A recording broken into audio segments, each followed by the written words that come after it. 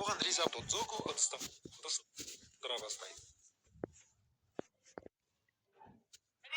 Резина! Пистолет! Баршаңызға сәлем. Сіздермен экранизацияның түр-түрін айтатын Казвойс арнасы. Бүгін бізде One Piece деп аталатын анименің экранизациясы әрі лайф-экшн адаптациясының пилоттық сериясы. Егер осы видео көп лайк жинайтын болса, әдеттегідей видео жалғасын табатын болады. Ал олай болса, тиісті лайктарыңды басып ыңғайлы орынға жайғаса беріңдер, өйткені Казвойс сайрайды. Фильмнің басы Дос айтады. Кеттік.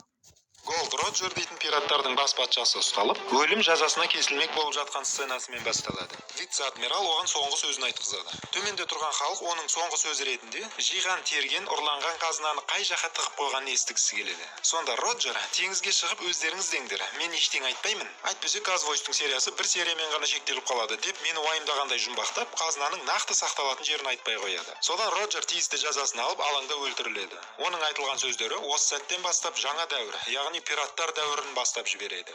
Ал бүкіл халық сол қазынаға таласып, оны іздеу дейтін оқиғалармен фильмнің мағынасы неге негізделгенін бізге көрсететін болады. Сонымен қатар фильмнің ең негізгі макгавині ол One Piece қазынасы екені анықталады.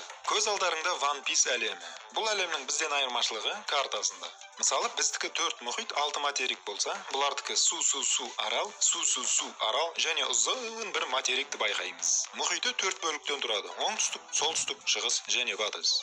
Әлем Red Line және Grand Line дейтін екі белдеуді қамтиды.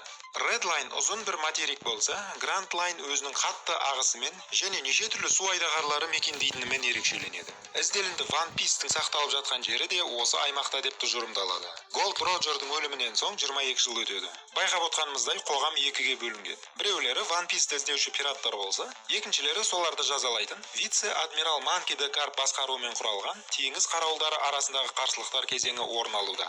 Мұхиттың шығыс бөлігіне үңілетін болса, бір кішкентай қайықта сабан қалпақты Манки де Луфи есімді бас кейіпкер жүзіп келе жатады. Оның мақсаты капитан Джек Қараторғай сияқты бір кемені басқарып, Роджердің джекпотын табу болады.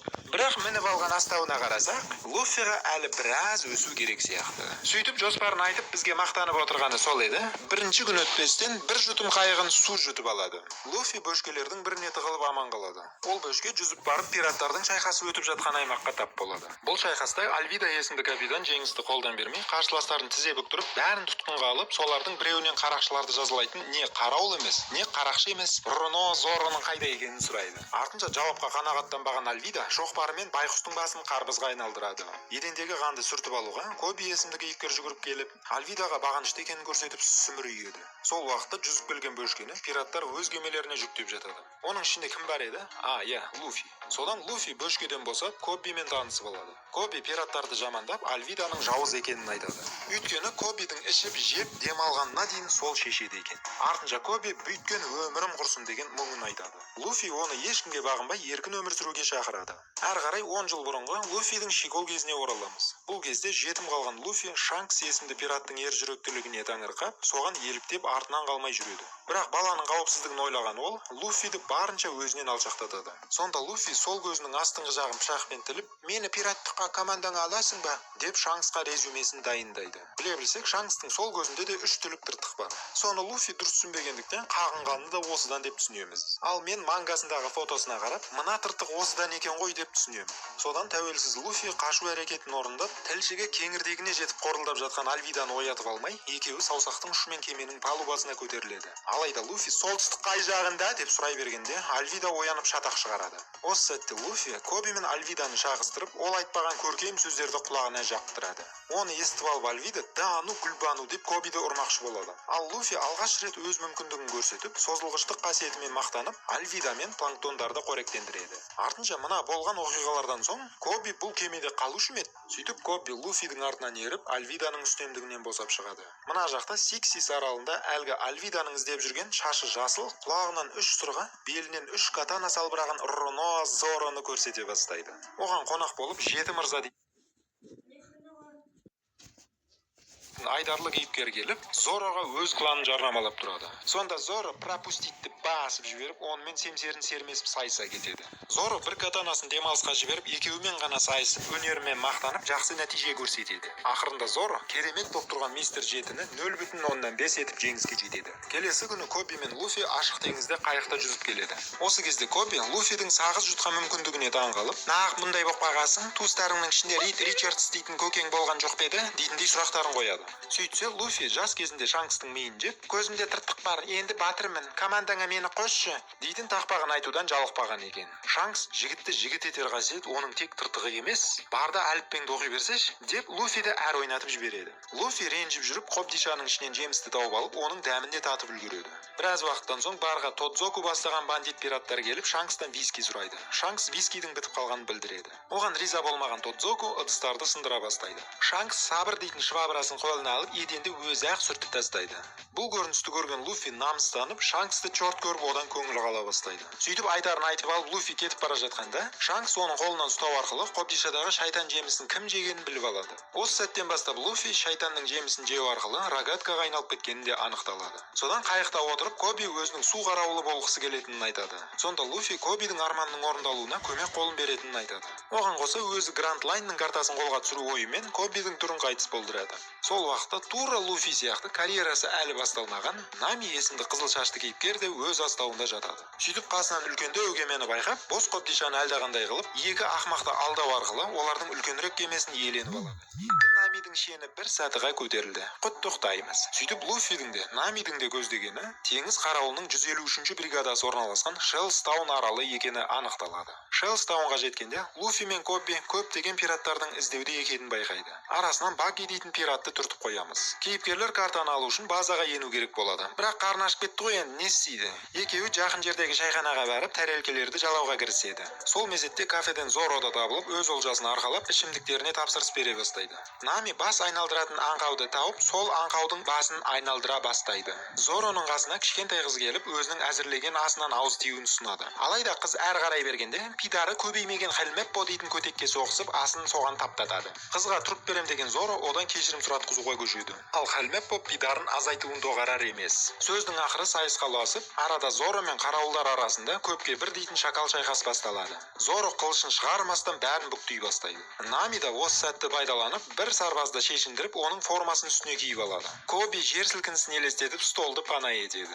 Луфи Зороның резюмесін оқып, "Мынауың жақсы жігіт екен" деп, оны командасына қосуды көздеуде. Ақырында Зоро танауы таңқиған Хелмеппоны сұраққа алып, әкесі база командирі капитан Морган екенін біліп алады. Кейіннен Зоро Морганмен кездесіп, өз ақысын күтіп тұрады. Бірақ оның келісімі өзгеріп, ақысын қайтаруы былай тұрсын, Зороның қарауылдарға дөрекілік көрсеткені үшін бір аптаға созғыш деп аталатын азаптау құралына байланатынын ескертеді. Артынша, егер қатарға қосылып форма киіп қарауылға айналсаң, онда жаза іске аспайды дейтіндей өз шартын қояды. Зоро оны тыңдамай, аталмыш жазаға шыдап беретінін айтады. Түнге қарай қайықта Луфи мен Коби әлгі Зороның талантына таңғалып, үшінші қылыш оған не үшін керек екен дейтіндей сұрақпен бастарын қатырады. Ал Коби қарауылдар қызды жамандықтан қорғаудың орнына, жамандықты шақырған көтекпен бірге күш жұмылдырып, қызға жақсылық ойлаған адамға қарсы шыққан нес дейтін орынды сұрағымен басын қатырып жатады. Демек, бұл дегенің пираттар арасында жақсы жаман дейтін қарсылықтар болса, онда қарауылдар арасында да сондай түсінбестіктер болады деген әңгіме.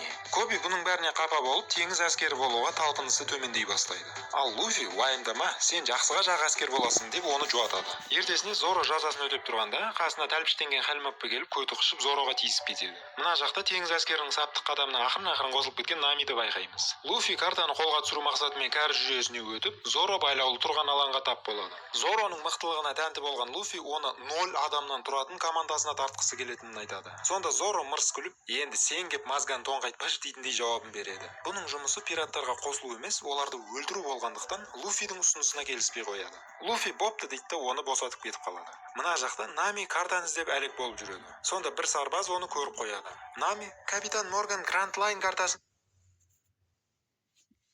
сұрап жатыр дегендей қырық өтірігін соғады. Сөйтсе, Гранд Лайнмен байланысты карталар соның кабинетінде сақталатыны белгілі болып, Намидің өтірігі шығады. Ол аздай дәл осы кезде әлгі барда ұйықтап қалған сарбаз Намиді танып қоятыны бар емес пе? Соңында Нами екеуін ұйықтатып тынады. Осы кезде үстіден Луфи да түсіп, екеуі бір картаға таласып қалады. Хелмеппо шешесі туған қалпына оралып, Зороның катанасымен билеп тұрғанда, қарудың иесі Зоро бөлмеге кіріп келіп, оған қошеметін ұрады да, барбершоптық өнермен жаңа шаш үлгісін жасап береді. Луфи мен Нами картаны іздеу барысында, капитан Морганның алдынан бірақ шығады. Нами Луфиді ұстап алғандай түр жасап, 77-ші бригададан осы жерге ауысып келгенде 88 өтірігін айтып, зорға дегенде Морганның балтасынан құтылады. Сол сәтте Нами қарап тұрмай, кабинеттің кілтін қолына сырғытып алған екен. Оған риза болған Луфи менің командама кір әуенін жырлап, Намидің да бас шайқауын қабыл алады. Біраздан соң екеуі кабинетке еніп, бүкіл интерьерді шұқылап жатып, байқаусызда карта сақталатын сейфті тауып алады. Мына жақта капитан Морган екеуінің ұры екенін түсініп, барлығына дабыл қақтырады. Сол уақытта Нами сейфті ашу әдісіне кірісіп жатады. Уақыт өте келе Морган да кабинетіне жетіп келіп, есікті бұза бастайды. Кейіпкерлер сейфті ашып үлгермегендіктен, Луфи өз әдісін қолданып, сейфті тұтастай ажырату арқылы екеуі таза ауаға ытқып шығады. Бір кезде дабылды естіткен күзеттер аулаға жетіп келіп, күш жұмылдыру арқылы кейіпкерлерді ұстауға кіріседі. Арада шайқас көріністері бастау алады. Шайқастың сәнін еселеу үшін 3 катана ұстаған Зоро бұларға көмек қолын беріп, жабылған жауларды жан-жаққа жайпайды. Бәрін ұйықтатқан соң Морган да қадамдарын басып, аулаға шығып талтая қалады. Барлығы керемет тұрыстарын көрсетіп, шайқасқа дайын екенін көрсетеді. Әрі қарай Морган балтасын, Зоро катанасын, ал Луфи сағыз қолын ала жүгіреді. Арасында Морганның осал еместігі де байқалады. Ал арғы фонда Нами қатардағы әскерлерді бүктеумен болады. Зоро әртіс орамалын тағып алып, екі қолына екі катанасын ұстап, үшіншісін аузына қысып сүйікті позасына тұра қалып, Морганға шабуылдай бастайды. Ақырында Морган Зороның тұзағына ілініп, Луфиға груша болудан кетер емес. Луфи аяғын созып жіберіп, сол жақтан сылқ еткізіп Морганды ұйықтатады. Кейіннен команда сейфті арқалап, Намидің кемесіне отырып, круиздеріне аттанбақшы болады. Бірақ бұларға тапанша тақап, Хелмеппо да осы жерден табылады. Хелмеппо былшылдап әңгіме айтып тұрғанда көп көз ұзамастан Кобби оның сол жағынан періп жіберіп, достарын құтқарып қалады. Бәрі біткен соң Кобби осы жерде қалып, армандағы теңіз әскері болатынын қалайды. Сонда Луфи екеуміз екі жақты қаласақ та дос боп қаламыз деп кемеге жайғасып жүзіп кетеді. Сол уақытта вице-адмиралдың құлағына 3 пират Шелстаунға еніп, Гранд Лайн картасын қолға түсіргені жайлы ақпарат тарайды. Оған қоса пираттардың бірі сабан қалпақ басты екенін түсініп, кеменің курсын Шелстаунға қарай бұрады. Мына жақта Баги есімді әкесі Джокер, шешесі Пеннивайз болып келген гибрид пират Гранд Лайн картасының ұрланғанын біліп алады. Оны қалай біліп алды десеңдер, бағана барда отырғанда шашы ұзын біреуді байқаған едіміз. Сол барлық өсекті жиып әкеп Багиға жеткізіп отыратын көрінеді. Әрі қарай бірінші маусым қандай оқиғалармен өршитінін көп ұзамай алдағы видеоларда айтатын боламын. Жіберіп алмаңдар. Осымен видео аяқталды. Қош сау болыңыздар достар. Екінші сериясқа қалсаңыздар тезірек. Осы жаңағы видеоға 2000 лайк жинап тастайық.